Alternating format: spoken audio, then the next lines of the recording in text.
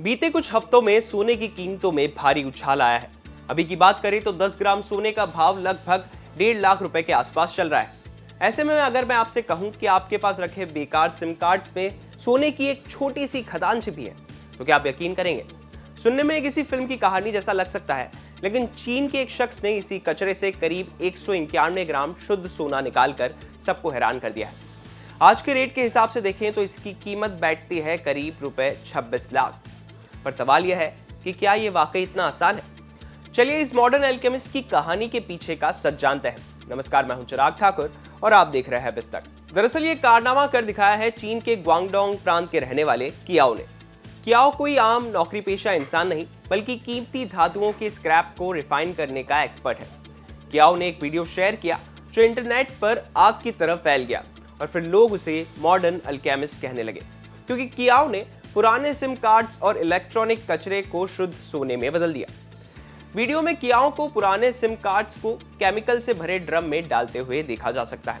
इसके बाद वो कई रासायनिक प्रक्रिया करता है, जैसे जंग लगाना, धातु को गलाना और तेज तापमान पर गर्म करना। छानने और पिघलाने की प्रक्रिया पूरी होने के बाद अंत में शुद्ध सोना अलग हो जाता है। रिपोर्ट के अनुसार इस तरह से उसने लगभग 191 ग्राम सोना निकाला, जिसकी कीमत करीब 2 लाख युआन यानी लगभग 26 लाख रुपए आकी गई है।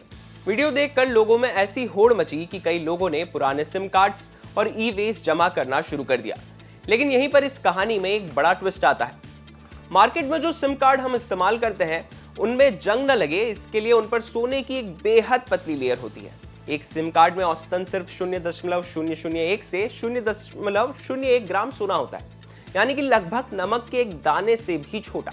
अब थोड़ा गणित समझते हैं। कियाओ ने जो 191 ग्राम सोना निकाला, उसके लिए उसने सिर्फ चंद सिम कार्ड्स नहीं, बल्कि करीब 2 टन इलेक्ट्रॉनिक वेस्ट का इस्तेमाल किया है। इसमें सिम कार्ड के साथ साथ गोल्ड प्लेटेड चिप्स और कम्युनिकेशन डिवाइस के पार्ट्स भी शामिल थे। यानी अगर आप घर के 10 या 20 सिम कार्ड लेकर बैठेंगे तो आपको हाथ मलने के अलावा कुछ नहीं मिलेगा। अब बात करते हैं सबसे जरूरी हिस्से की। कियाओ ने चेतावनी दी है कि ये प्रोसेस जितना सिंपल दिखता है उतना है नहीं। इसमें एक्वारेजिया नाम के खतरनाक लिक्विड का इस्तेमाल होता है, जिसमें नाइट्रिक और हाइड्रोक्लोरिक एसिड का मिक्सचर होता है। इसे रॉयल वाटर भी कहते हैं। एक्सपर्ट्स के मुताबिक अगर इसे उबालते समय तापमान या पीएच बैलेंस थोड़ा भी बिगड़ा तो जहरीली गैसें निकल सकती है, जो पल भर में जान ले सकती है।